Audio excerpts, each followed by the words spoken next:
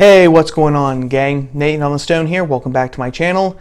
Back in February, Utah decriminalized polygamy, making it the equivalent of a high-end traffic violation. In July, the town of Somerville, Massachusetts followed suit and said that it was going to be recognizing polyamorous arrangements. And now, California.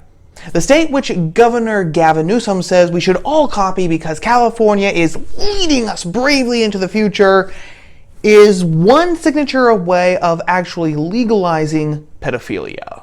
The bill on Newsom's desk that would allow this is SB 145, the brainchild of state legislator Scott Wiener. In essence, the bill would reduce penalties for people caught having oral or anal sex with a minor of the same sex, provided that the minor was fully consensual to the sex and that at maximum there was only a 10-year age difference between the adult and the minor. So for example, while a 60-year-old man could not have oral sex with a 16-year-old boy and get away with it, a 23-year-old could have sex with a 15-year-old if the sex was consensual by both parties. And the reason for this bill? To end discrimination. No, seriously, gang, that's really what it's all about. Because you see, gang, before SB 145, if you were a guy caught shagging a 16-year-old boy, that pretty much meant that you were going to automatically go on California's sex offenders registry list. But if you were, say, a 35-year-old man caught having sex with a 15-year-old girl, the law allowed the judge the discretion on whether or not to add your name to the sex offenders registry or not. Wiener said that this was, quote, blatant discrimination against young LGBT people, unquote. And he continued, saying, "This bill is about treating everyone equally under the law. Discrimination against LGBT people is simply not the California way. These laws were put in place during a more conservative and anti-LGBT time in California's history. They have ruined people's lives and made it harder for them to get jobs, secure housing, and live productive lives. It is time we update these laws and treat everyone equally." Now, before anyone says anything, I know SB 145 doesn't technically legalize pedophilia, and the bill also says that people who try to perpetrate rape or who attempt to perpetrate rape are still going to be listed on the sex offenders list. So everything is all well and good, right? Not exactly, because those facts are small comfort. It's chump change when we look at the big picture, which is the undeniable fact that California is, in some instances, legalizing and normalizing pedophilia. Now, the press has made a huge deal about this, claiming that people who say what I just said are nothing more than nut-housed, tinfoil-wearing conspiracy theorists. The media, for example, has pointed out to the fact that under SB 145, sex with a minor is still illegal. Political writing, quote, "It is illegal under current law for any adult to have any type of sex with a minor, and that remains illegal under SB 145. The media has also made a big deal that the intention of SB 45 is only to address victims between the ages of 14 and 17. And predictably enough, the press has honed in on the fact that Scott Wiener, the man who introduced this legislation in the first place, has received a ton of quote-unquote hate mail on Instagram and other media platforms. And since Wiener is himself a practicing homosexual male, the obvious conclusion that we're supposed to draw is that the hate mail is just another sign of homophobia, and therefore, since all homophobia is wrong, what Scott Wiener is saying and introducing must be right. Now, there is a ton of stuff right off the bat. In the first place, I would be very interested in actually reading some of the so-called hate mail that Scott Wiener has received. Heavy.com said that he had been the receiver of multiple death threats because of SB 145, and it listed actually 2 of them. But we now live in an age where anything said in contradiction to anything that a woke gay person says is automatically hateful. So I'm actually a little suspicious that a lot of the hate mail that Wiener has received is just commonsensical people saying, dude, why are you doing this? Why are you legalizing some forms of pedophilia? Which actually leads to my second point, which is No, it's not a conspiracy theory. California is in fact legalizing some forms of pedophilia with this bill. True, not every 60-year-old dirty old man is going to be able to shag an 11-year-old and get away with it. But under the parameters of SB 145, a 23-year-old male will be able to have sex with a 13-year-old boy if the 13-year-old consents. Now, when you're 23, there are no and ifs or buts about it anymore. You are legally an adult. You can drive, smoke, vote, drink, get married, and join the military. A 13-year-old boy, on the other hand, is still a kid. And any time that an adult has sex, consensual or not, with a child, with a kid, that is pedophilia. And what this means is that elected leaders in California and the intelligentsia class of America itself, particularly in the media right now, they're lying to us. They're telling us that what is actually happening in California under our very noses isn't happening at all.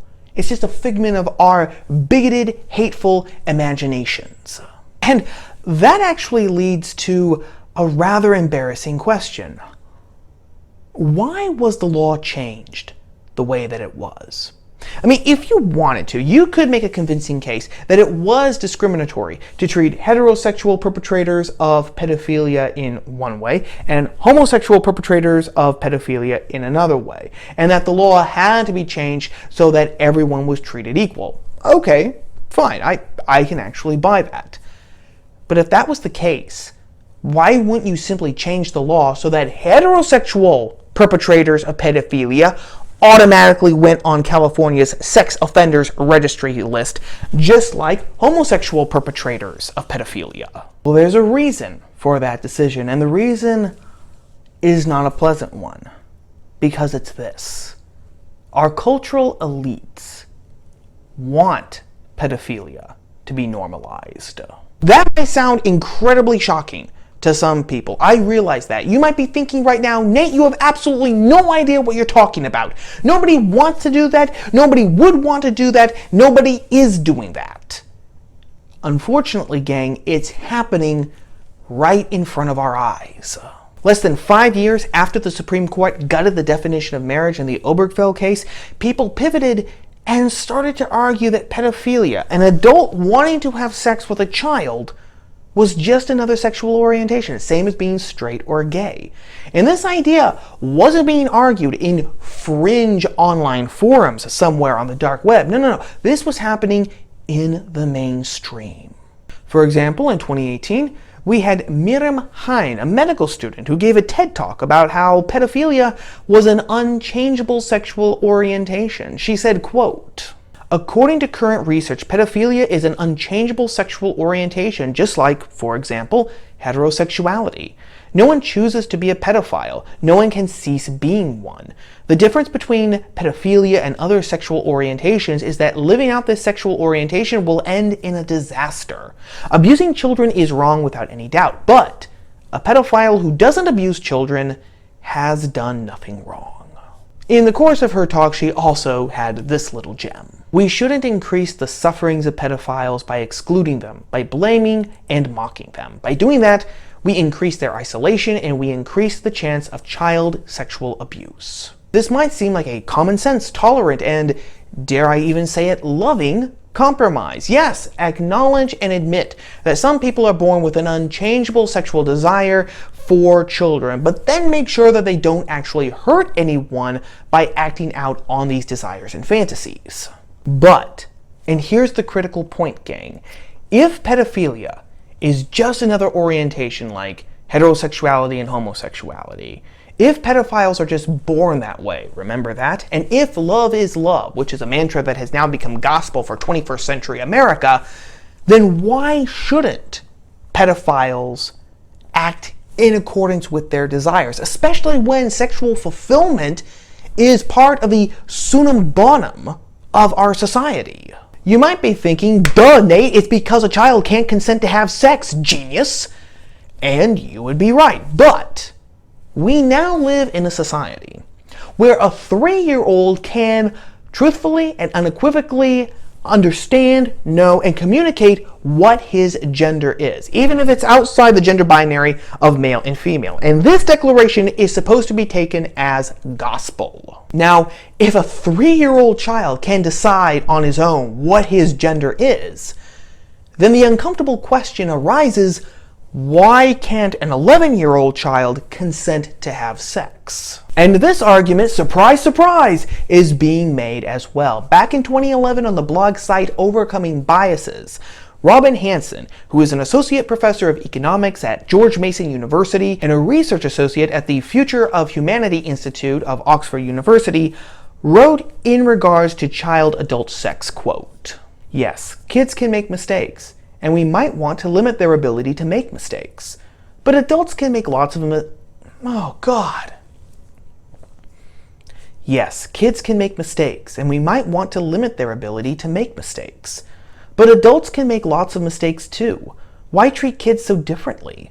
Yes, people change over time, and so we may want to limit how much young folks can commit their older selves. And yes, teen brains change more rapidly than adult brains, but if we let 20-year-olds make huge commitments like marriage or citizenship that limit their quite different 60-year-old selves, why shouldn't we let 15-year-olds make choices limiting their 25-year-old selves? Do teen sex choices limit distant future choices anywhere near as much as marriage, kids, careers, etc.? Translation, because we allow 21-year-olds to get married, even though they have absolutely no idea how marriage is going to affect their future selves 30, 40, 50 years down the road, there is absolutely no reason why we shouldn't allow a 15-year-old to consent to sex with whoever he wants. But it's not just medical students at TED Talks who are making the argument that pedophilia is an unchangeable sexual orientation.